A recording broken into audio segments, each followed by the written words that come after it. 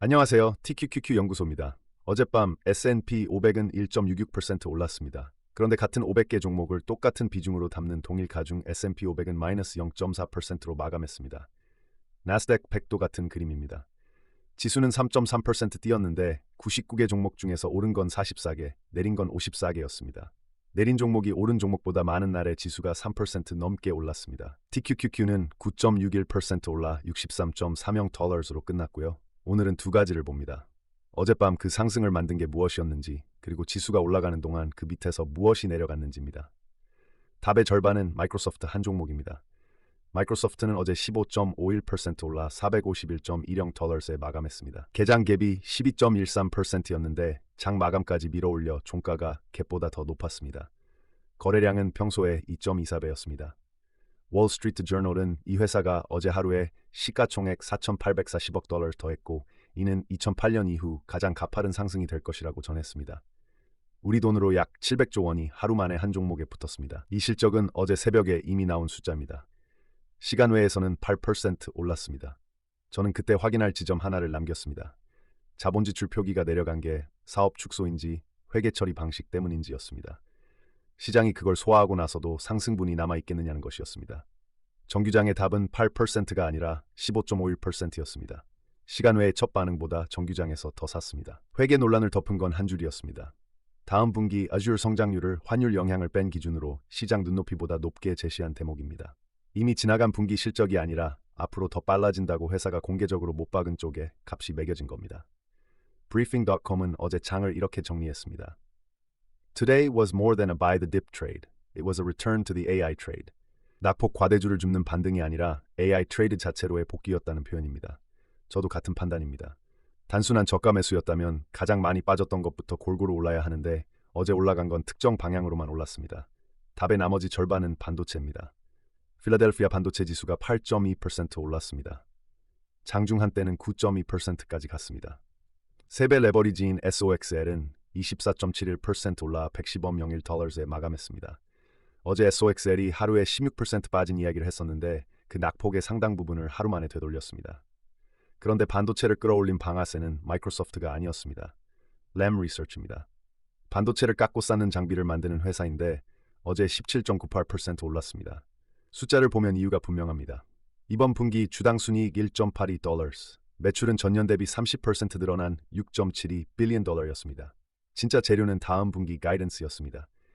주당 순이익 2.00 달러에서 2.30 달러, 매출 77 빌리언 달러에서 8.5 빌리언 달러.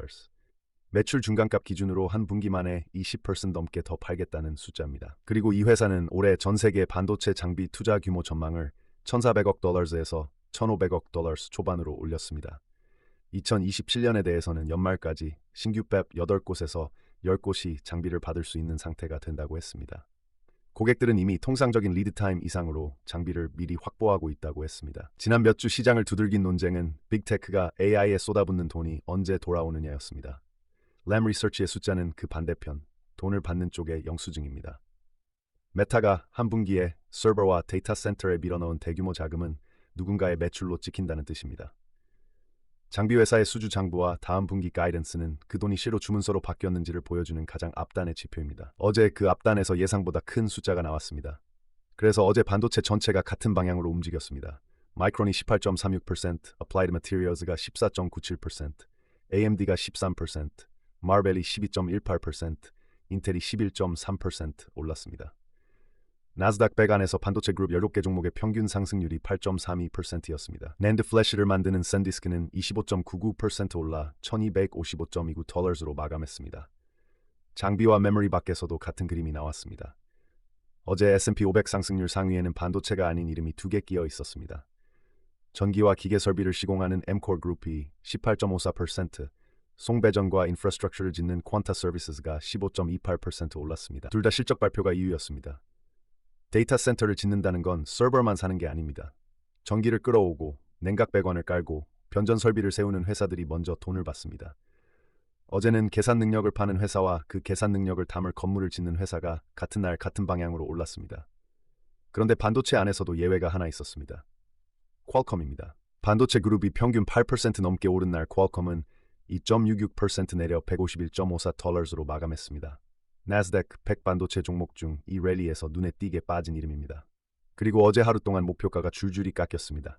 RBC 캐피털이 250달러에서 160달러로, TD 카운이 225달러에서 175달러로, 수스키 하나가 190달러에서 160달러로, 시티그룹이 198달러에서 175달러로, UBS가 190달러에서 170달러로 내렸습니다.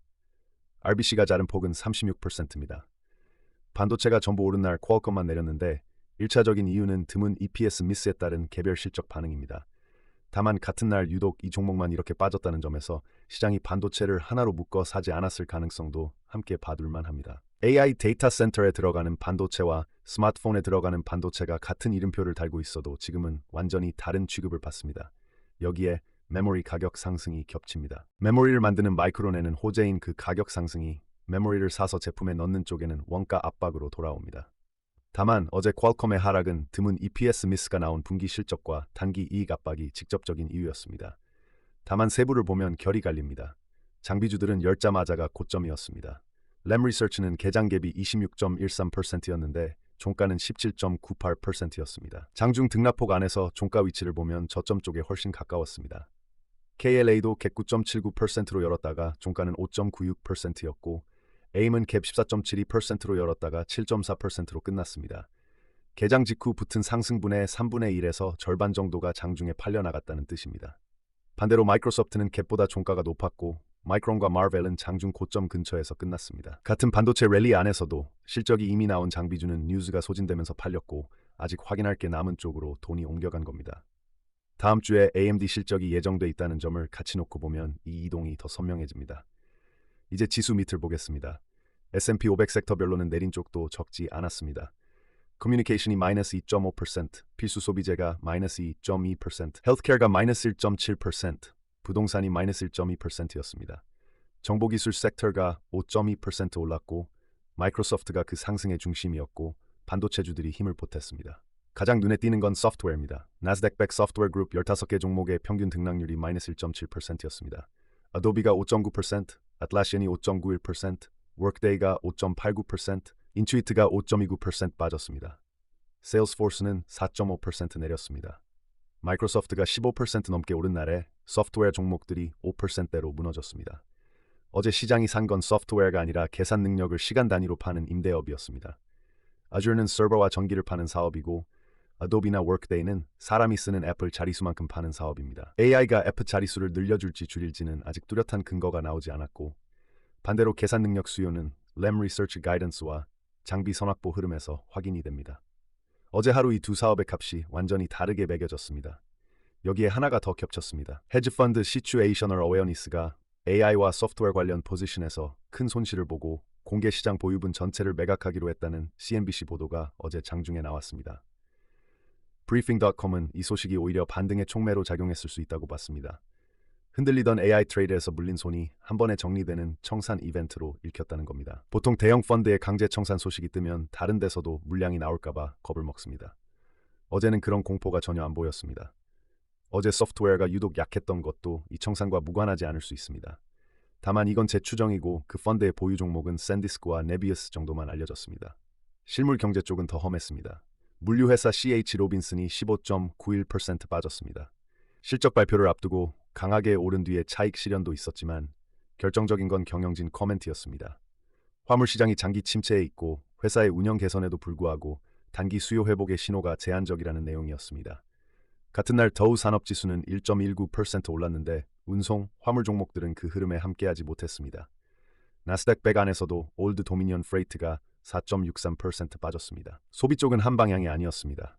크루즈 회사인 노르웨지안 크루즈라인이 9.78% 빠졌고 나스닥 100 안에선 오라일리 오토모티브가 3.61%, 크래프트 하인즈가 4.49% 내렸습니다. 필수 소비재 섹터 전체가 2.2% 하락이었습니다. 반대편에는 스타벅스가 있었습니다. 분기 주당 순이익 0.85달러로 시장 예상 0.6달러를 크게 넘겼고 전 세계 동일 매장 매출이 7.9% 늘었습니다. 미국도 같은 7.9%인데 그중 4.2%포인트가 가격이 아니라 방문 횟수 증가에서 나왔습니다. 조정 영업이익률은 1년 전보다 4.3%포인트 오른 14.4%였고 회사는 올해 주당 순이익 전망을 $2.25에서 $2.45 구간에서 $2.55에서 $2.65 구간으로 올렸습니다. 가격을 올려서 만든 매출이 아니라 사람이 더 많이 왔다는 숫자입니다. 화물은 장기 침체라는데 커피 매장 방문은 늘었습니다. 지금 미국 소비는 품목마다 갈라져 있고 어제 나온 국내 총생산 세부 항목에서 개인 소비가 유가 급등에도 견조했던 것도 이 갈라진 소비의 평균값입니다. 금융 쪽은 종목마다 달랐습니다. 고드맨삭스가 4.5% 올라 다우 상승에 힘을 보탰습니다. 반면 로빈후드는 실적이 좋게 나왔는데도 내렸고 고드맨삭스는 이 종목 목표가를 $137에서 $118로 내렸습니다. 개인 투자자 커뮤니티에서는 나스닥이 크게 올랐고 실적도 좋았는데 이 종목만 내려간다며 과매도라는 반응이 강세 쪽으로 쏠렸습니다. 코인베이스는 2분기 매출 1.2 빌리언 달러에 주당 1.36달러 손실을 발표했습니다. 비트코인이 올해 들어 큰 폭으로 밀려있는 구간이라 거래소와 관련 종목의 실적이 같이 눌리는 국면입니다. 메타 이야기도 짚고 가겠습니다. 메타는 7.95% 빠져 $530.03에 마감했습니다. 실적 내용은 어제 영상에서 자세히 다뤘으니 반복하지 않겠습니다. 어제 정규장에서 새로 확인된 건 두 가지입니다. 첫째, 개장 갭은 마이너스 10.18%였는데 종가는 마이너스 7.95%였습니다. 장중 등락폭 안에서 종가 위치가 고점 쪽에 붙어 있었습니다. 열자마자 최악이었고 하루 종일 되사들여졌다는 뜻입니다. 거래량은 평소의 2.11배였습니다. 둘째, 어제 하루 동안 월가 하우스들이 줄줄이 목표가를 깎았습니다. 서스케헤나가 $900에서 $650로, 골드맨삭스가 $815에서 $725로, 베어드가 $830에서 $750로, UBS가 $766에서 $715로, 트루이스트가 $840에서 $770로 내렸습니다. 깎인 폭은 큽니다. 다만 저 목표가들은 전부 어제 종가 $539보다 20%에서 43% 위입니다. 내려온 건 목표가 숫자입니다. 월가는 같은 이익에 매기던 배수를 낮췄습니다. 돈을 벌기는 버는데 그 돈이 주주에게 오는 대신 데이터 센터로 가는 기간만큼은 값을 덜 쳐주겠다는 겁니다. 개인 투자자 커뮤니티에서도 이 종목은 어제 하루 발언량이 평소보다 크게 늘었고 강세와 약세 의견이 팽팽하게 갈렸습니다. 한쪽에서는 이제 내려갈 데가 아래밖에 없다고 하고 다른 쪽에서는 이 밸류에이션이면 그냥 넘기기 아깝다며 담았다고 합니다. 이제 매크로입니다. 어제는 지표가 무더기로 나온 날이었습니다. 2분기 국내 총생산 속보치가 연율 1.5%로 나왔습니다. 시장 예상은 2.3%였습니다. 1분기보다 둔화된 숫자입니다. 그런데 같이 나온 GDP 물가지수는 6.3%였습니다. 예상은 3.7%였습니다. 성장은 예상보다 느렸는데 물가는 예상의 거의 2배로 나왔습니다. 다만 헤드라인 숫자만 보면 실제보다 나쁘게 보입니다. 순수출이 성장률을 1.01%포인트 깎아먹었기 때문입니다. AI 설비를 들여오느라 수입이 급증한 게 계산상 성장률을 낮췄습니다. 국내 수요만 떼어보면 오히려 강했습니다. 개인 소비가 0.5%에서 3.2%로 민간 국내 최종 수요가 1.7%에서 3.9%로 뛰었습니다. 6월 개인 소비 지출 물가지수는 전년 대비 3.7%로 5월 4.1%에서 내려왔고 근원 지수는 3.3%로 3.4%에서 내려왔습니다. 신규 실업수당 청구는 19만 7천 건으로 20만 건 아래를 유지했습니다. 이 조합을 채권 시장은 이렇게 처리했습니다. 2년물 금리는 1베이시스 포인트 내려 4.23%로 마감했습니다. 10년물은 4베이시스 포인트 올라 4.66%였습니다. 그런데 30년물은 7베이시스 포인트 올라 5.1%로 끝났습니다. 19년 만에 최고치입니다. 짧은 쪽은 사고 긴 쪽은 파는 전형적인 커브 스티프닝입니다. 그저께 연준은 금리를 동결했습니다. 어제 나온 물가 지표는 목표보다 훨씬 높은 3%대였습니다. 채권 시장의 답은 명확했습니다. 단기적으로 연준이 당장 움직이지는 않겠지만 그 인플레이션을 그대로 두는 대가는 장기 금리로 청구하겠다는 겁니다. 같은 날 영란은행도 기준금리를 3.75%로 동결했는데 6대3으로 갈렸고 반대표 3표가 전부 인상 쪽이었습니다. 적어도 영란은행 안에서는 소수 의견이 인하가 아니라 인상 쪽이었습니다. 금리 인하를 기다리는 포지션이라면 이 사실을 계속 놓고 계셔야 합니다. 원자재는 두 방향으로 갈렸습니다. 금 선물 정상가가 아운스당 4,160.60달러로 63.60달러, 1.55% 올랐습니다. 달러 지수는 0.83% 내려 99.94로 마감했습니다. 금이 오른 자리에는 달러 약세가 깔려 있습니다. 다만 물가 신호는 한 방향이 아니었습니다. 6월 개인 소비 지출 물가 지수는 3.7%로 내려왔지만 같은 날 나온 2분기 GDP 물가 지수는 6.3%로 예상 3.7%의 거의 2배였고 30년물 금리는 7베이시스 포인트 올라 19년 만에 최고치로 끝났습니다. 물가가 식었다고 한 방향으로 읽기는 어려운 조합입니다. 반대로 웨스트 텍사스 원유는 1.1% 내린 배럴당 83.56달러로 정산됐습니다. 원유를 추종하는 USO는 어제 1.42% 내렸지만 7월 한 달러는 여전히 23.44% 올라 있습니다. 유가가 내렸는데도 어제 장기금리는 오히려 올랐습니다. 빅텍 시세도 정리하겠습니다.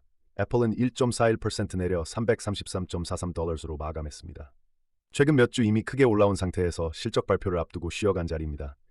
알파벳은 0.91% 내렸고 엔비디아는 2.65% 올라 195.04달러, 애마존은 3.9% 올라 235.50달러였습니다.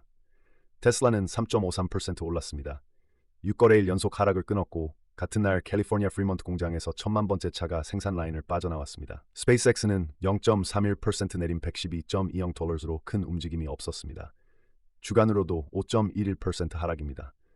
다만 베런즈는 어제 스페이스X와 테슬라가 모두 약세장 구간에 들어가 있어 투자자들의 인내를 시험하고 있다는 기사를 냈습니다. 상장 이후 편입한 자금 입장에선 지금 가격이 편한 자리가 아닙니다. 넷플릭스는 0.62% 내렸습니다. 오라클은 어제 올랐는데 이유가 두 겹입니다. 알파벳과의 협력을 확대한다는 소식이 나왔고 여기에 경쟁사인 마이크로소프트의 강한 실적도 힘을 보탠 것으로 보입니다. 최근 많이 밀려있던 종목이라 반응이 컸습니다. 그리고 어제 장중에 나온 소식 중 규모로 가장 큰 건 데이터 센터 금융이었습니다. 월스트리트 저널에 따르면 엔트로픽과 협력하는 데이터 센터 개발사가 텍사스의 대형 캠퍼스와 발전소를 짓기 위해 150억 달러를 빌리는 협상을 진행 중입니다. 알파벳은 리즈와 전력 대금을 보증하고 반도체를 공급합니다. 1.6기가와트 규모이고 알파벳의 자체 설계 반도체인 TPU가 들어갑니다. 우리 돈 약 22조 원짜리 대출입니다. 구조가 특이합니다. 알파벳이 직접 짓고 자기 장부에 자본 지출로 적는 대신 개발사가 빌리고 알파벳은 보증만 섭니다. 빅테크가 외부 파트너와 함께 데이터 센터를 짓는 구조도 같은 결입니다. 회계상 자본 지출 숫자와 실제로 확보되는 계산 능력 사이의 간격이 계속 벌어지고 있습니다. 앞으로 빅테크 실적에서 자본 지출 숫자만 보고 판단하면 점점 틀리게 될 겁니다. 정규장이 닫힌 뒤에 나온 숫자들도 있습니다.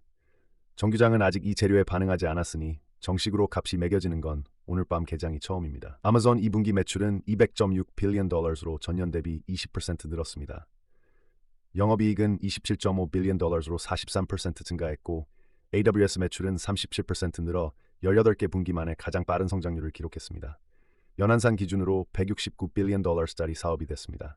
주당 순이익은 5.75 달러였습니다. 분기 매출을 우리 돈으로 환산하면 약 291조 원입니다.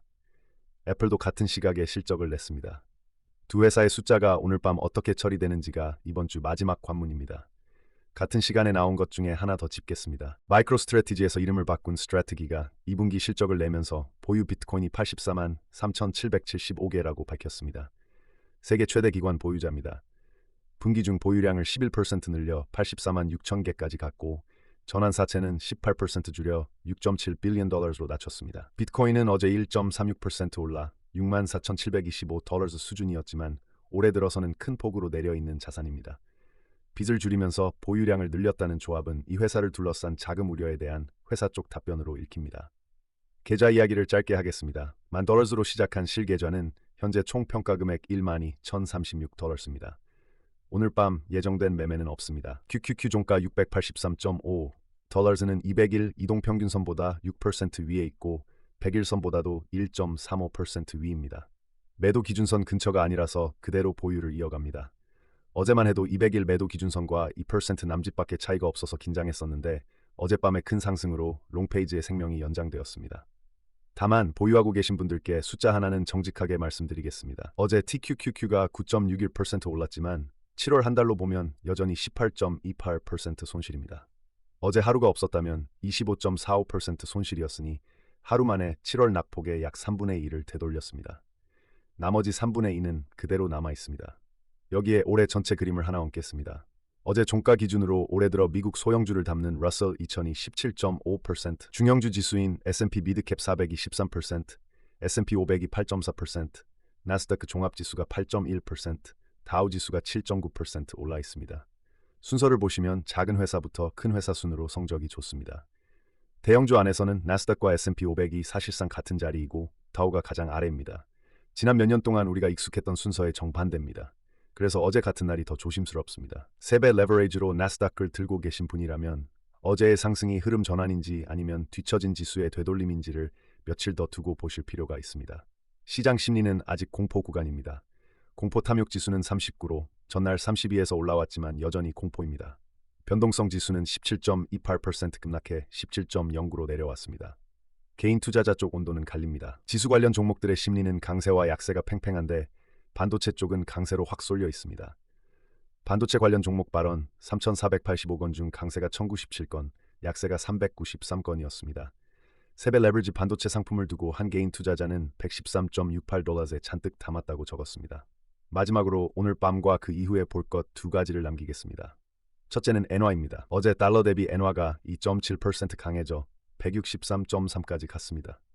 일본 정부의 개입 시도가 있었을 것이라는 관측이 나왔습니다. 그리고 일본은행이 밤사이 정책을 발표합니다. 시장은 동결을 예상하고 있어서 인상이 나오면 놀랄 자리입니다. 배경도 같이 놓고 보시면 좋겠습니다. 어제 일본 내각은 올해 성장률 전망을 1.3%에서 0.9%로 낮추고 물가 전망은 1.9%에서 2.2%로 올렸습니다. 다카이치 총리는 식품, 음료 소비세 인하를 지시했고 2027년 4월부터 2년 한시로 추진되는 안입니다. 성장은 낮추고 물가는 올리면서 재정은 푸는 조합입니다. 통화 쪽에서 균형을 잡아야 한다는 압력이 쌓입니다. 엔화는 오랫동안 싼 돈을 빌려 다른 자산을 사는 데 쓰인 통화입니다. 그 통화가 빠르게 강해지면 빌려서 산 자산부터 정리됩니다. 2024년 8월에 한번 겪었던 경로입니다. 다만 엔화가 어디로 가는지는 며칠 동안 확인하실 가치가 있습니다. 둘째는 어제 랠리의 폭입니다. 동일 가중지수가 마이너스로 끝난 상승은 두 종목이 쉬는 순간 그대로 사라집니다. 오늘 밤 지수가 또 오른다면 그때 동일 가중지수와 상승 종목 수가 같이 올라오는지를 보시면 됩니다. 같이 올라오면 어제 시작된 게 진짜 복귀이고 또 지수만 올라간다면 그건 여전히 두 종목짜리 랠리입니다. 그리고 다음 주에 실적 일정이 몰려 있습니다. 다음 주 월요일 시간 외에 팔런티어, 화요일 시간 외에 AMD와 스페이스X, 수요일 장전에 일라이 릴리가 예정돼 있습니다. 빅테크를 제외한 개별 종목의 실적 발표 영상은 멤버십 전용으로 올라갈 예정이니 시장을 조금 더 깊이 들여다보고 싶으신 분들은 멤버십으로 응원해 주시면 감사하겠습니다. 오늘 내용이 도움이 되셨다면 좋아요 한번 눌러주시면 큰 힘이 됩니다. 다음 영상에서 뵙겠습니다.